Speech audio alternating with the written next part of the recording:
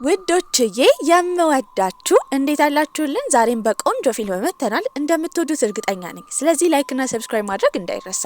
እንደተለመደው ደግሞ እኛም ማበረታታት የምትፈልጉ ለፍታችኋል፣ ይገባችኋል የምትሉ ደግሞ ቪዲዮዎቻችንን በቪፒኤን ማየት ነው። ወደ ቪዲዮ ፊልማችን ሲጀምር ቤተ መቅደስ ውስጥ ሆና ጸሎት የምታደርገውን ሚን እናያለን። ታዲያ አንዲት ትንሽዬ ልጅ ቁጭ ብላ ዘፈን እያየች ስለሆነ እሷን እንድታርፍ ለማድረግ ብላ ኤርፎኑን ታወልቅባታለች። በዚህ መሀል ግን እንደ ድንገት ኤርፎኑ ተነቅኖ ዘፈኑ ቤተ መቅደስ ውስጥ ተሰምቶ ነበረ። በዚህም የተነሳ ባደረገችው ጥፋት ሚ ጽዳት እንድታጸዳ ነበር የተቀጣችው።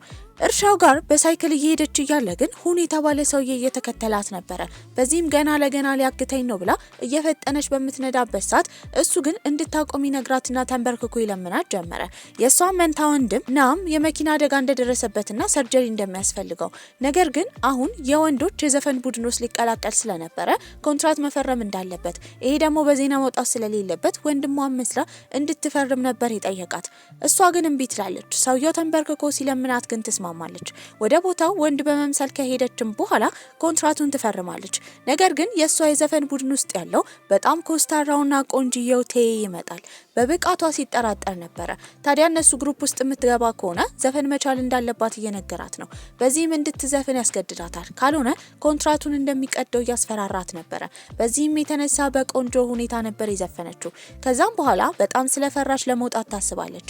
ወደ ኤርፖርት ለመሄድ እንዳሰበች ለአቶ ሁን ስትናገርም እሱ ግን ወንድሟ ሰርጀሪ የሚያስፈልገው ለ1 ወር እንደሆነ እስከዛ እንድትቆይ ነበር የጠየቃት። በዚህ አልተስማማችም። ኤርፖርት በምትሄድበት ጊዜ ግን ልክ እንደ መነኩሴ ለብሳ ስለነበረ እንደ ድንገት ከቴ ጋር ትጋጫለች። እንዳያት ደንግጣ ወዲያው ጥላው ነበር ሄደችው። ነገር ግን እዛ የፕሌን ትኬቷን ረስታ ነበረ። እሱም አንስቶት ሲፈልጋት ነበረ። ሊያገኛት ግን አልቻለም። በዚህ ግርግር ውስጥ በረራዋ ያመልጣታል። እዛም ቁጭ ብላ ስታስታውስ የነበረው አቶ ሁን ያላትን ነበረ። እናቷ ከዚህ ቀደም በጣም ታዋቂ ዘፋኝ ነበረች። ታዲያ እናምም የዘፋኝ ቡድን ውስጥ የመቀላቀል ፍላጎት ያደረበት እናቱን ከመፈለግ የተነሳ እንደሆነ ነበር የተነገራት። በዚህም የተነሳ ወንድሟ መስላ ለ1 ወር ቆይታ እናቷን ለማግኘት ታስባለች። ኤንጀል የተባለው የዘፋኝ ቡድኖች የራሳቸው በጣም ትልቅ ቤት ነበራቸው። እዛም እየጎበኘች በነበረበት ጊዜ የቴይ ክፍል ነበር የገባችው። ቴይ መጀመሪያ ካያት ቀን ጀምሮ ጠርጥሯት ነበረ። በቀጣይ ቀንም አንድ ላይ መጠጥ እየጠጡ ነበረ። ታዲያ ከክለብን በምትወጣበት ጊዜ በጣም ሰክራለች። ድልድዩ ጋር ሆና ልትዘሉላ ነበረ። ያኔ ያዳናት ቴይ ነበረ። ጠዋትም ከስካር የነቃችው ወንዶቹ መሀል ተኝታ ነበረ። ታዲያ ከንፈሯ ቆስሏል። ይህም የተፈጠረው ቴይ ሊያድናት ሲሞክር ተጋጭተው ነበረ። ማን እንዳዳናት ግራ ተጋብታ በነበረበት ሰዓት ቤት ውስጥ እየተንቀሳቀሰች ነበረ። ነገር ግን ጥፋት ከማጥፋት ወደ ኋላ አትልም። ይህንን ያየው ቴይ እናደድባታል። እየተቆጣት እያለም እላዩ ላይ ዋንጫ ወድቆባት ተጎድታ ነበረ። በሌላ በኩል ይህን ሁሉ እንቅስቃሴዋን የሚያየው የቡድኑ አባል የሆነው ሺንሁ ግን በቀላሉ ነበረ እሷ ሴት እንደሆነች የተረዳው። ይህም ትላንትና በሰከረችበት ጊዜ ሊረዳት ሲል ሰውነቷ ሴት እንደሆነ ያስታውቅ ነበረ። በቅርቡ ለሚኖረው ፌስቲቫልም ጀርሚ የተባለው የዘፋኝ ቡድኖቹ ሌላኛ አባል እየረዳት ነበረ። እሷም ወንድሟን ለማኩራት በቻለችው መጠን እየሞከረች ነው። ቴይ ቪዲዮ በሚያይበት ጊዜ ከጀርባ እሷ ወንድ ለመምሰር ሱሪያ ውስጥ ጨርቅ እየጠቀጠቀች እንደነበረ ያያል። በዚህም በጣም ይደነግጣል። በቀጣይ ጊዜም ወንዶቹ ሻወር የሚያደርጉበት ቦታ ነበረች። እዛ ግን ገላዋን ለመታጠብ አልፈለገችም ነበረ። ፈርታ በነበረበት ሰዓት እነሱ ደግሞ እንደ ድንገት የሻወሩ ቧንቧ ስለተሰበረ እሷ የምትታጠብበት ቦታ ለመታጠብ ይመጣሉ። በፍርሃት ለመውጣት ብትፈልግም እነሱ ግን ልብስ ስላለበሱ ፈርታ ነበረ። ያኔ እሷን ስታሰለጥናት የነበረችው ሞኖክሴ እንድትረዳት መጸለይ ጀመረች። በዚህም እነሱን ልክ እንደ ሕፃን ልጅ አስባቸው ለመውጣት ነበር ያሰበችው። በተሳካ ሁኔታም ትወጣለች። ከዛም በወጣችበት ጊዜ የመጣው ታይ ነበረ። ሴት እንደሆነች እንደሚያውቅባት። ይሄ ደግሞ ሲሲቲቪ ካሜራ ውስጥ ቪዲዮ እንዳገኘ፣ ቪዲዮ ላይ ለሷ ልብስ ለምታለብሳት ሴት ወንድ እንዳልሆነች ሴት እንደሆነች፣ በዚህም በተደጋጋሚ ጨርቅ የምጠቀጥቀው ለዛ እንደሆነ ስትናገር የተሰማውን ቪዲዮ እንዳየው ነበር የነገራት። በዚህም እንዳይናገር እየለመነችው ነበረ። ስልኩንም ይዞ ሊፍት ውስጥ ሲገባ ግን ልክ ሊፍቱ ሊዘጋ ሲል ስልኩን ቀምታ መሮጥ ጀመረች። በዚህ መሀል እሱም ይከተላታል። በግርግር መሀል ግን ስልኩ ተወርውሮ ነበረ። የወደቀው አንድ ትልቅ መኪና ላይ ነበረ። እሷም እንድታወርደው እላይ እንድትወጣ ነበር የነገራት። ከወጣች በኋላ ግን መኪናው ይነዳ ጀመረ። በዚህ ትፈራለች። እሱም እየሮጠ እየተከተላት ዝቅ እንድትል እየነገራት ነበረ። ከዛም በኋላ ዘላ ከመኪናው በምትወርድበት ጊዜ እሱ ላይ ነበር የወደቀችው። ነገሩ እንደታወቀባት ለሁን ስትናገርም ቴን ማስወገድ እንዳለባቸው እየነገራት ነበረ። በሌላ በኩል ስትዘል እጇ በጣም ስለተጎዳ እሷ ሴት እንደሆነች የሚያውቀው ሺንዉ ደግሞ ሊንከባከባት እንደሚፈልግ ባላወቀ መልኩ እየነገራት ነበረ። ሌላኛዋ ሁዋራን ነበረች። እሷ የቴ እናት ነበረች። በጣም ታዋቂ ዘፋኝ ናት። ይሄ ነገር ከታወቀባትም በኋላ የጥፋተኝነት ስሜት የተሰማት ሚ ቀጥታ የሄደችው ትልቁ ማናጀራቸው ሶንግ ቻን ጋር ነበረ። ለመናገር ብታስብም ግን ወዲያው ያስታወሰችው እናቷን መፈለግና የወንድሟን አላማ ነበረ። ሀሳቧን ቀይራ ትወጣለች። ከዛ ከወጣች በኋላ ያገኘችው ቴን ነበረ። በዚህም ሚስጥራቸው እንዲጠበቅ ለማንም እንዳይናገር ቃል እንዲገባ ለሱም ቀለበት ትሰጧለች።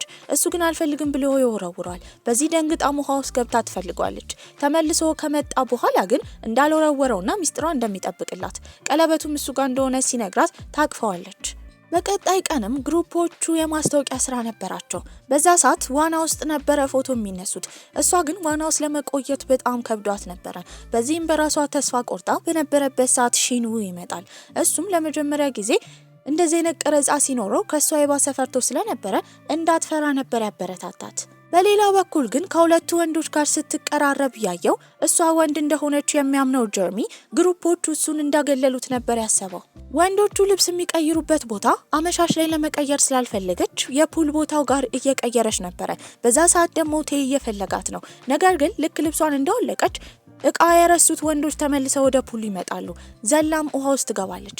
በዚህም ወደ ታች ብዙ ሰዓት ከመቆየቷ የተነሳ ልትሰምጥ ነበረ። ዘሎ የገባው ደግሞ ቴ ነበረ። እሱም ከወጣት በኋላ እሷ በምትፈራገጥበት ጊዜ ወደ ታች ገፍታው ነበረ። ከወጣች በኋላ ማን እንዳዳናት እያሰበች ነው። ወዲያው የተንሳፈፈውን ቴ ታየዋለች። በዚህም እሱ ወደ ሆስፒታል ገብቶ ነበረ። አድራቂዎቹ በሱ መታመም ደስተኛ አልነበሩም።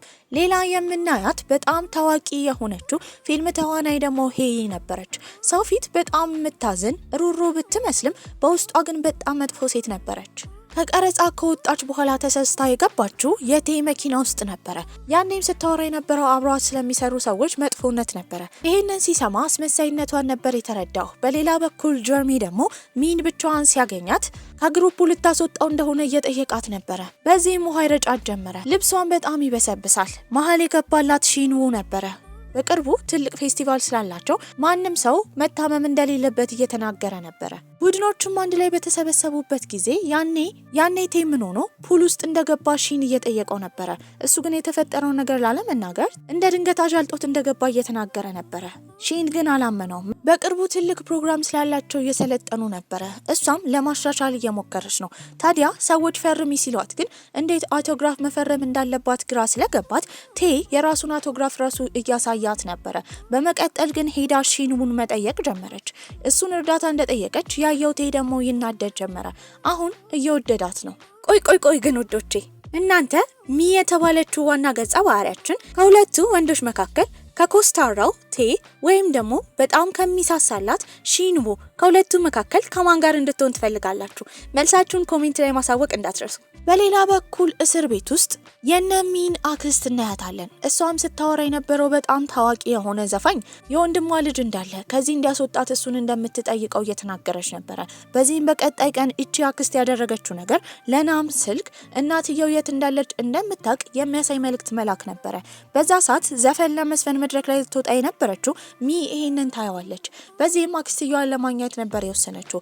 የምታደርገው ነገር ምን እንደሆነ የጠየቃትም ቴ እሷ በቅርቡ ከዚህ ባንድ ልትለቅ እንደሆነ ወንድሟን ለመተካት እንደመጣች ስትነግረው በመልቀቋ በጣም ይናደዳል። አመሻሽ ላይም ኢንተርቪው ነበራቸው። ከመግባቷ በፊት ለአክስቷ ነበር የደወለችው። በዚህም አክስቷ የነገረቻት እናቷ እንደሞተች ነበረ። ስቅስቅ ብላ ማልቀስ ጀመረች። ይህንን ነገር ቴ ያያል። ካረጋጋት በኋላ እሷ ላይ ኢንተርቪው መቅረብ እንደማትችል ነበር የተናገረው። ታዲያ በቶሎ ከዛ ህንፃ ውስጥ መውጣት እንዳለባት ይናገራል። በዚህም የእሷ ልብስ አልባሽ እንዲሁም ስታይሊስቷ ሀሳብ የመጣችው እሷን እንደ ሴት አድርጋ ማውጣት ነበረ። ይህንን ያደረገችው ሰዎች እንዳያውቁባት ነው። ልክ እንደ ሴት ከተቀየረች በኋላ ያየው ቴ ግን በውበቷ በጣም ፈዞ ነበረ። ከዛም ቦታ ይዟት እየሮጠ ነበር የወጣው። አንድ ጋዜጠኛ ግን እየተከታተላቸው ነበረ። እሷን ከፎቁ ካስወጣት በኋላ ቴ የተገናኘው ከሄያይ ጋር ነበረ። ሁለቱን አንድ ላይ ደግሞ ጋዜጠኛው ድጋሚ ያያቸዋል። በሌላ በኩል ሚ የሄደችው አክስቷ ጄ ጋር ነበረ። ስለ እናቷ የምታውቀው ነገር እንዳለ ትጠይቃታለች። ነገር ግን የምታውቀው እናቷ በጣም ጎበዝ ዘፋኝ እንደነበረች ብቻ እንደሆነ። ታዲያ የሷ አባት ራሱ በጣም ጎበዝ የግጥምና የዜማ ጸሐፊ ነበረ። ወደ ቤት ስትመለስ ግን ወንዶቹ ለመጀመሪያ ጊዜ መድረክ ላይ ወጣ በመዝፈኗ የደስደስ አዘጋጅተውላት ነበረ። ታዲያ ጄርሚም እሷ ወንድ እንደሆነች ስለሚያውቅ ቀልድ እንዲቀልድ እየጠየቀው ነበረ። ሚ ግን ግራ ትጋባለች። ጄርሚም በመቀጠል ያሰበው ከዚህ ቀደም የተለያዩ ሾው ላይ ቃለ መጠይቅ እንዳደረጉ እሱን እንዲያዩ ነበረ። ቴ ግን አልፈለገ። ምክንያቱም ድሮ ላይ በጣም አስጠሊታ ነኝ ብሎ ስለሚያስብ ነበረ። እነሱን ቁጭ ብሎ ቪዲዮ ማየት ጀመሩ። እሱም ያቋርጣቸዋል። ነገር ግን ተነስቶ ከሄደ በኋላ በድብቅ እያዩ ነበረ። ያኔ መጥቶ ይጮህባቸው ጀመረ። እሷ ግን ድሮ ላይ በጣም ቆንጆ እንደነበረ ትናገራለች።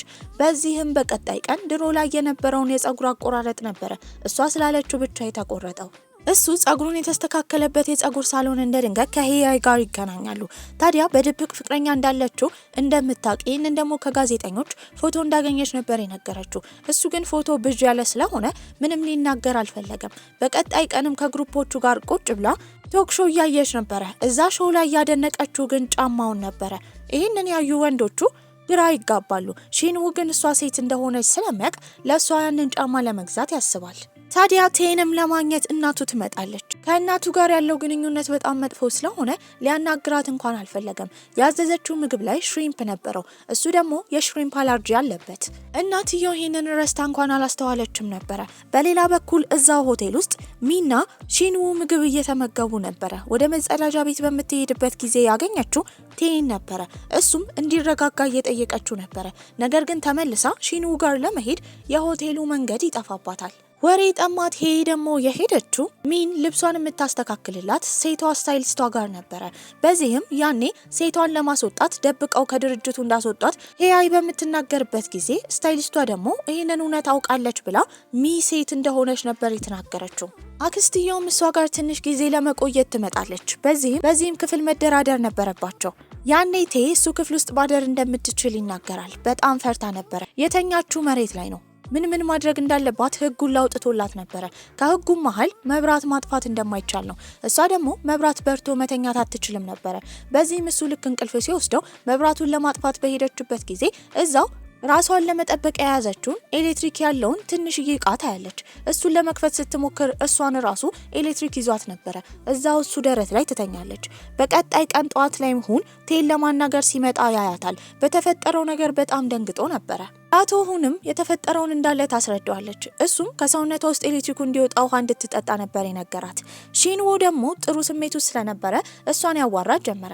ትላንትና ከቴ ጋር የነበራት ምሽት እንዴት እንደነበረች ሲጠይቃት ራሷን እንደሳተች ትናገራለች። እሱ ግን ጥሩ ጊዜ አሳልፍ ያለው ለማለት ፈልጋ እንደሆነ በመረዳት በመናደድም ትላንትና ወደ ሆቴሉ ተመልሳ ያልመጣችበትን ምክንያት ይጠይቃት ጀመረ። እሷም ነገሮችን ቀስ በቀስ ታስረዳዋለች። በሌላ በኩል እነሱ ድርጅት ውስጥ ዋና ማናጀራቸውን ሳንግ ቻንን ለማግኘት የመጣችው ሄይ ነበረች። ዋና ሀሳቧ ቴን ለማግኘት ቢሆንም በሽፋን ግን የተናገረችው ማናጀሩ ከአይንጅል ቡድን ውስጥ አንድ ሰው ይዞ ወዳላት የፊልም ምረቃ እንዲመጣ ትኬት ለመስጠት እንደሆነ ምክንያት ፈጥራ ነበረ። ፈልጋም ከዛ በኋላ ቴ ወዳለበት ክፍል ትሄዳለች። እሱም ዘፈን እየዘፈነ ነበረ። ታዲያ በመምጣቷ ደስተኛ አልነበረም። ወደ ውስጥ ልግባ ብትለው እንኳን አልፈቀደላትም ነበረ። በወረቀት እያደረገች ከሱ ጋር ለማውራት ስትሞክርም እየቀለደ ጽሑፏ ላይ በረሳቻቸው ቃላቶች እያሾፈባት ነበረ። በዚህ ተናዳ ትወጣለች። ምግብ ሊበሉ ሳለ ደግሞ ማናጀሩ ከቴ ጋር እያወራ ነበረ። እሱና ሄያይ ግንኙነት እንዳላቸው ይጠይቋል። ይህንን ከኋላ ሆና የሰማችው ሚ ደግሞ በጣም ትቀናለች። በዚህም ይደብራታል። እሷ እንደሰማችም ወሬውን ቴ ስላወቀ ለማስረዳት እሷ ጋር ሄዶ ከሄያይ ጋር ምንም አይነት ግንኙነት እንደሌለ ይነግራታል። ሄያይም ቴን ለማጥመድ ስላሰበች አንድ ራቅ ያለ ቦታ ትቀጥረዋለች።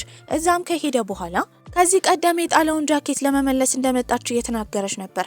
በዚህ መሀል ተጋጭተው አፍንጫ ይደማል። ጋዜጠኞች በሚከቧት ጊዜ ስላዘነላት ይሸፍናታል። ነገሩ በዛ እንዲያበቃ አልፈለገችም ነበረ። በቀጣይ ቀን ድጋሚ ወደ ድርጅቱ ሄያይ ትመጣለች። በአሁኑ ግን ልትለምነው አልነበረም የመጣችው፣ ልታስፈራራው ነበረ ሚ ሴት እንደሆነች እንደምታውቅ። ታዲያ ከእሷ ጋር ካልሆነ ለሚዲያ ይህንን ነገር እንደምትናገር ነበር የነገረችው። እሷን ተከትለው ደግሞ ጋዜጠኞች መጥተው ነበረ። በዚህም ነገሩ እንዳይሰማ በማሰብ እዛው ሁሉም ሰው ፊት ይስማታል። ጋዜጠኞቹም እነሱን ፎቶ ነበር ያነሷቸው። ፍቅረኛሞች እንደሆኑ የሚወራ ጀመረ። ከላይ ሆና ሚ ይህንን ስታይ ግን በጣም ከፍቷት ነበረ። ሄያይ ደግሞ በጋዜጠኞች ፊት ስለተፈጠረ ደስተኛ አልነበረችም። ምክንያቱም ይሄ ግንኙነታቸው ውሸት እንደሆነ ከታወቀባት አድናቂዎቿ ይጠሏት ነበረ። ሄያይና ቴ አንድ ላይ ይፋ ስለወጡ ፍቅረኛሞች ስለሆኑ ሚ እንኳን ደስ አለ ብላው ነበረ። ነገር ግን እንኳን ደስ አለ ስላለችው በጣም ተናዶ ነበር። በቀጣይ ጊዜም የሚ የአባቷ ሙት ዓመት ደርሶ ነበረ። በዚህም ለማክበር አባቷ መቃብር ጋር ለመሄድ የተቀበረበት ትንሽዬ ከተማ ሄዳ ነበረ። አብሯትም ታይ ነበረ። ከዚህ ቀደም እንኳን ደስ አለ ስላለችው አኩርፎ ነበረ። ይቅርታ እንዲያደርግላት ለማድረግ ኮካ ብትሰጠውም እሱ ምንም ደስ አላለውም። ልክ ሲከፍተው ደግሞ ጭራሽ ልብሱ ላይ ይፈነዳል። ታዲያ እንዲቀይርም ልብስ ትሰጠዋለች። እዛ መቃብር ስፍራ ደግሞ ለመጎብኘት የቴ እናት ዋራን መታ ነበረ። እሷን እዛ የመቃብር ስፍራ አካባቢ ያየቻት ሚም ልታናግራት ብትከተላትም አልደረሰችባትም ነበረ። በዛ ሰዓት ያስተዋለችው ግን ቴ እንደጠፋ ነው። ቴ በዛ ሰዓት ሻ ውስጥ እየሮጠ ነበረ። ምክንያቱም ሲያባረራው የነበረው አሳማ ነበረ። እሷም ለረጅም ሰዓት ስትጠብቀው ስላልመጣ እየፈለገችው ነበረ። ወንዙ ዳርቻ ጋር ቁጭ ብሎ ነበረ። አመሻሽ ላይም ድጋሚ ተራራው ላይ ቁጭ ብለው ሲያዩ የነበረው ኮከብ ነበረ። ሚ ኮከቦችን በጣም ትወዳለች። ታዲያ እሱም ጨረቃ የራሷ ብርሃን እንደሌላት ከፀሐይ እንደምትዋስ እየተናገረ ነበረ። በዛ ሰዓት ከኋላቸው የመጣችው ሄያይ ነበረች። ሚን ማናገር እንደምትፈልግ ትናገራለች። ይኸውልሽ እኔ እና እሱ ገና አዲስ ፍቅረኛሞች ነን። በማህላችን እየገባሽ አብረን ጊዜ እንዳናሳልፍ እያደረግሽ ያለሽው አንቺ ነሽ። ብትርቂኝ ደስ ይለኛል። እሷም እሺ ብላ ትሄዳለች። ታዲያ ግን ሚ ቀና ብላ ሰማዩን እያየች ብዙ ኮከቦች ቢኖሩም ጨረቃዋ በቴ ፊት ብርሃን አማካኝነት ስትበራ ደስተኛ እንደሆነች እየተናገረች ነበረ። በቀጣይ ጊዜያቶችም ወደ ባንዱ ተመልሰው ዘፈን በሚዘፍኑበት ጊዜ በተደጋጋሚ ከፍቷት እያለቀሰች ነበረ። ሲያባብላት የነበረው ሺንዉ ነበረ። በዚህም ቴ የተረዳው እሷ ምናልባት ሺንውን ትወደዋለች ብሎ ነበረ። ሁሉም የራሳቸውን ሀሳብ ቢያስቡም ሚ በዛ ሰዓት ስታስብ የነበረው ማንም ሰው ባያያትና ከቴ አጠገብ ለስሜቷ ስትል ብትርቅ ነበረ። በጣም ከባድ ስሜት ውስጥ እንዳለች የተረዳው ጀርሚ ደግሞ እሷ ወንድ እንደሆነች ቢያስብም ይዟት ሄደው አብረው ለመዝናናት ነበረ። አብረው የህንድ የሚያቃጥል ምግብ ከበሉ በኋላ ጌም ይጫወታሉ። አይስክሪምም ከበሉ በኋላ በጥሩ ስሜት ወደ ቤት ትመለሳለች። ለአቶ ሁንም በተፈጠረባት ነገር ይቅርታ እየጠየቀችው ነበረ። ታዲያ እሱም ሁሌ ስሜታዊ በምትሆንበት ሰዓት ወይ እጇን ወይ አፍንጫን እየነካች ስሜቷን ለመቆጣጠር እንድትሞክር እየነገራት ነበረ። ቴ አጠገብ ስትሆን ራሷን እንደማትወደው ለማሳመን በተደጋጋሚ አፍንጫን ጥብቅ አድርጋ እየነካች ነበረ። እሱም የአሳማ ፊት እያሳየችው ስለነበረ ከዚህ ቀደም አሳማው እሱን ስላሯሯጠው እያሾፈችበት ነበር የመሰለው። በዚህ አጋጣሚ ከሺኑ ጋር እንድትሆን ለሱ ስሜት እንዳላት እንደምታስታውቅና በምን አይነት ሁኔታ ፍቅሯን መግለጽ እንዳለባት በንዴት እየተናገረ ነበረ። እሷ ግን እምቢ ትላለች። ምክንያቱም ለሺኑ ምንም ስሜት አልነበራትም። በቀጣይ ቀንም የዘፈን ቀረጻ ነበራቸው። ታዲያ አለባበሳቸው የሃይስኩል መሆን እንዳለበት በዚህም ቴና ሄያይ አንድ ላይ ቢሰሩ ዘፈኑ ቆንጆ እይታ እንዲኖረው እንደሚረዳ ማናጀሮቹ እየተወያዩ ነበረ። ለቀረጻም ይሄዳሉ። ሄያይ ግን በተደጋጋሚ ሚና ቴ በተቀራረቡ ቁጥር ማህላቸው እየገባች ትረብሻቸው ጀመረ። በዚህም ቴን ምሳ እንዲጋብዛት ትጠይቀዋለች። እምቢ ማለት ስለማይችል ተናዶ ነበረ። ይሄ ነገር ሚንም አላስደሰታትም ነበረ። ውጪ በነበረችበት ጊዜ የሃይስኩል ልብስ ስለለበሰች ወንዶች ሊያስቸግሯት ይመጣሉ። ያኔ ግን ሊያድናት የመጣው ሺንዉ ነበረ።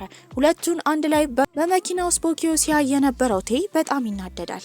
በቀጣይ ትዕይንትም ቴ ከእናቱ ጋር ይገናኛል። ምክንያቱም ልደቱ ነበረ። ነገር ግን ከሷ ጋር ማሳለፍ አይፈልግም። ታዲያ ለምን እንደመጣች ሲጠይቃትም አሁን አዲስ ፕሮጀክት ስላላት ልጇ እንደሆነ ልትናገር እንደተዘጋጀች ነበረ ያወራችው።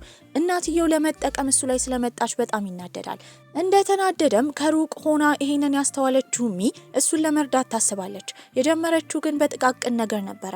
የሃይላንድ ውሃ ከጠጣ በኋላ በሚያልቅበት ጊዜ በሌላ ሃይላንድ ትተካለታለች። እንዲጠጣ ቡና ታመጣለት ነበረ። እሱም ይጠረጥርና ለምን ለሱ እንደምታስብለት ነበር የጠየቃት።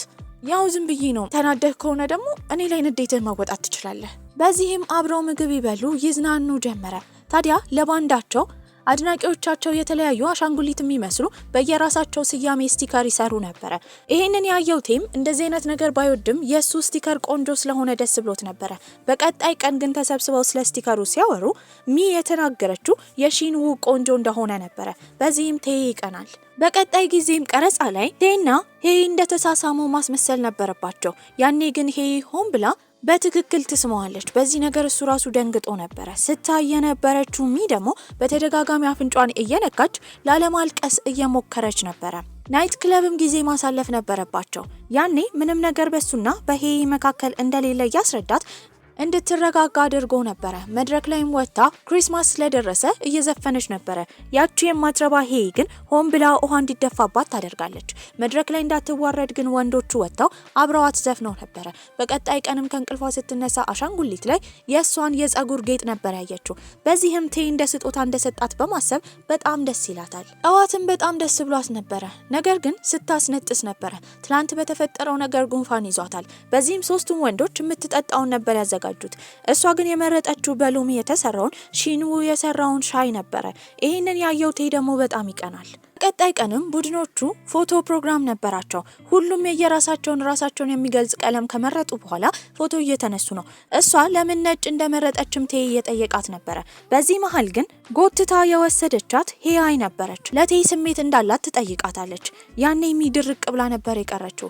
ሄይ እሷ ሴት እንደሆነች የምታቃል መሰላትም ነበር። በዚህም በተደጋጋሚ ትናገራት ጀመረ።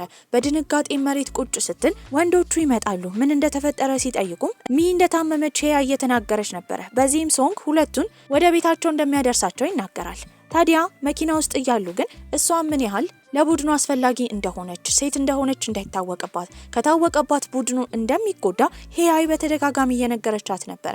ቤትም በነበረችበት ሰዓት እውነቱን ለመናገር እያሰበች ነው። በሷ ምክንያት ሌሎቹ ቡድኖች እንዲጎዱ አልፈለገችም ነበር። ስለሷ ደግሞ የቡድኑ አባላቶች በጣም ተጨንቋል። እያዞራ ስለነበረ ሎሚ ለመስጠት ተዘጋጅተው ነበር። ቴይ በጣም ቢጨነቅም ግን በሰዎች ፊት ጭንቀቱ እንዲታወቅበት አይፈልግም ነበር። አመሻሽ ላይም ከሱ ጋር ይገናኛሉ። ታዲያ ለቡድኖቿ እውነቱን ለመናገር እየፈለገች እንደሆነ እየነገረችው ነበር። በዚህም ግን በጣም ሰውነቷ ዝሏል። አፏላ ደርቆ ነበር። ከባድ ትኩሳትም ነበራት። ወደ ሆስፒታሉ እንሂድ ቢላትም ስትመረመር እውነቱ ሊታወቅባት ስለሚችልም ቢትላለች። ያኔ እሱ ይንከባከባት ጀመረ። ልክ እንደተሻላትም ግን ኢንተርቪው ነበራት። እዛ ኢንተርቪው ላይ ራሷን ሆና ሄዳ ለሁሉም ቡድኖቿ እውነቱን ለመናገር አስባ ነበር። ይሄን ያሰበችው ግን በድብቅ ነው። በዚህም ያን ቀን የመጣችው የጸጉር ክሊፑን አድርጋ ሴት መስላ ነበር። ቴይ ቀድሞ ተረድቶ ነበር። እሷን ለማስቆም ያስባል። ልክ አዳራሽ ውስጥ እንደገባች መብራቱ ይጠፋል። ጋዜጠኞቹ ግራ ተጋብተው ነበር። ልክ ሲያበሩት ግን ቀድሞ ያቀፋት ሺንዉ ነበር።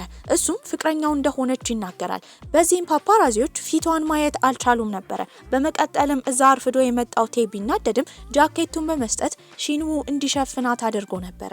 በመጨረሻ ጊዜ እሷ ሴት እንደሆነች ያወቀው ጀርሚ በጣም ደንግጦ ነበር። ሶስቱንም ሰብስባቸው ይቅርታ ጠይቃለች። ሺንዉ መጀመሪያ ላይ ደነገጠ ቢመስልም ከመጀመሪያ ቀን ጀምሮ እንዳወቀ እየነገራት ነበር። በሌላ በኩል ጀርሚ የተናደደ ቢመስልም ግንባሯን ከሳማት በኋላ ሴት ቡድናቸው ስላለች በጣም ደስተኛ እንደሆነ እየተናገረ ነበር። ታዲያ ቴይ ደግሞ በቻሉት መጠን እሷን መጠበቅ እንዳለባቸው እየተናገረ ነበር። ወዲያው ልብሷንም ቀይራ ወደ ወንድ ትቀየራለች። ነገሮች የተረጋጉ ቢመስልም ሄይ ግን ነገሩን ለመተው ፈቃደኛ አልነበረችም። ቴይን ታስጠነቅቀው ጀመረ። ሁለቱ ፍቅረኛሞች እንደሆኑ ሁሉም ሰው አሁን ስላወቀ በዛው መቀጠል እንዳለባቸው እየነገረችው ነበር። በሌላ በኩል ደግሞ ሺንዉ ፍቅረኛ ያዘ፣ ነገር ግን ታዋቂ አይደለችም ተብሎ አድናቂዎቹ በሰሙ ጊዜ በጣም ተናደው ነበር። ስለነሱ በጣም ይወራል። ይህንን ያየው ቴይ ደግሞ ይበልጥ እየተናደደ መጣ።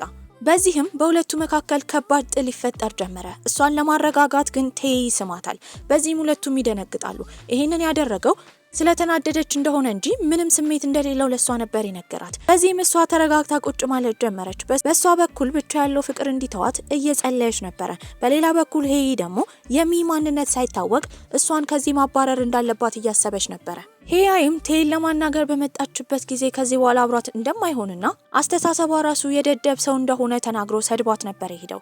ታዲያ ቴይም የተለያዩ ፎቶዎችን ባየ ቁጥር ሚ አፍንጫዋን የምትይዘው ስሜቷን ለመደበቅ እንደሆነ ነበር የተረዳው። በቀጣይ ቀንም ከእናቱ ጋር ይገናኛል። እናትየውም ስለሷ መዘፈን እንዳለበት ግጥምም እንዳላት እየተናገረች ነበረ።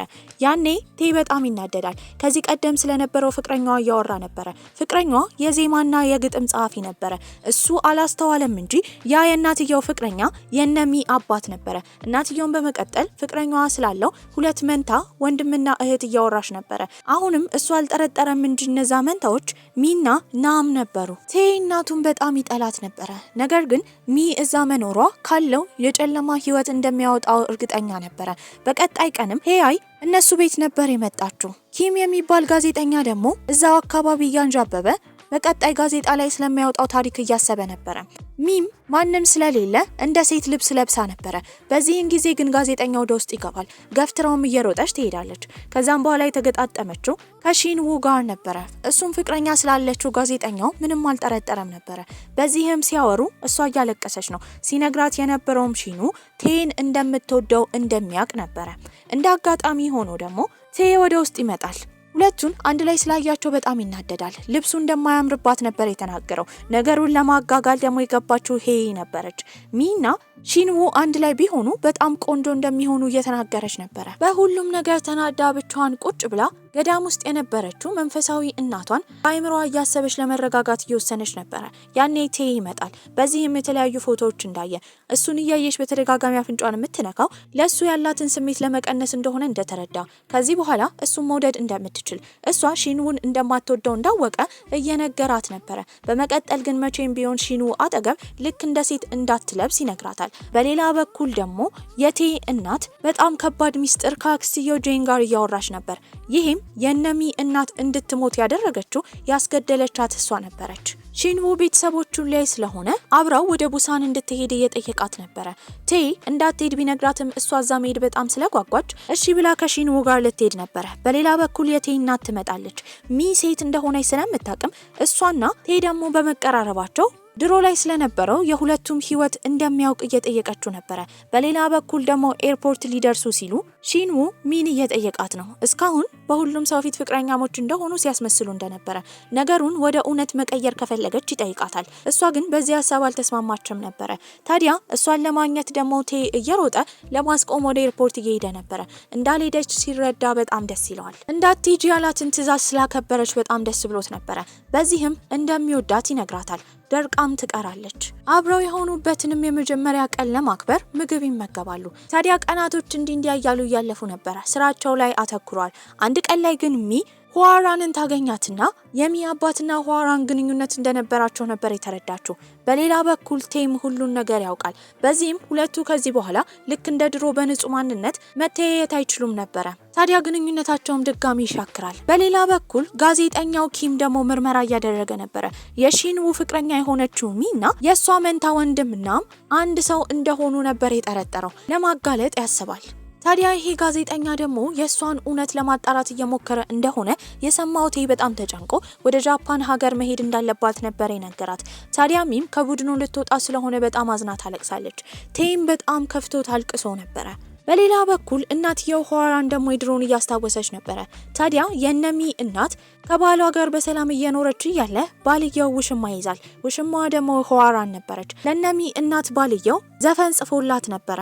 በዚህ ግን በጣም የቀናችው ሁዋራን እናትየው እንድትገደል ካደረገች በኋላ ያ ዘፈን ለሷ እንደሆነ የጻፈላት ባሏ ለሁሉም ሰው ትናገራለች። በዚህም የተለያዩ አድናቆቶችን ማግኘት ችላ ነበረ። በዘፋኝነቷ የተነሳ ደግሞ በፍቅር ግንኙነቷ አማካኝነት ከተለያዩ ሰዎች ክብር ታገኛለች። እናቱ እንዲህ እንዳጭበረበረች የተረዳው ቴም በጣም ተናዶ ነበረ። በዚህም ያንን ዘፈን ይዞ የሄደው ሚ ጋር ነበረ ያለ እናቷ እንደተዘፈነ። ታዲያ የኮፒራይት ክስ ማንሳት እንደምትችል እየነገራት ነበረ። የእሷ ትክክለኛ ወንድም ናምም አሁን ወደ ግሩፑ መቀላቀል እንደሚችል እየተነገረ ነበረ። ታዲያ እሷ ወደ ቡድኑ እስካሁን አልሄደችም። ቀናቶች ያልፋሉ። አንድ ቀን ላይ ግን የገና ዛፍን እያየች ፎቶ እያነሳች እያለ ያየችው ቴን ነበረ። አድናቂዎቹ ከበውታል። ልክ እሷን ሲያያት እሷም ጥላው ትሄዳለች። ለምን ጥላው እንደሄደች ግን ጥያቄ ተፈጥሮበት ነበረ። በመቀጠል ሁንን ታገኘዋለች። ታዲያ ወደ አፍሪካ ሀገር ልትሄድ እንደሆነ እዛም በበጎ አድራጎት ድርጅት ውስጥ ልታገለግል እንደሆነ እየነገረችው ነበረ።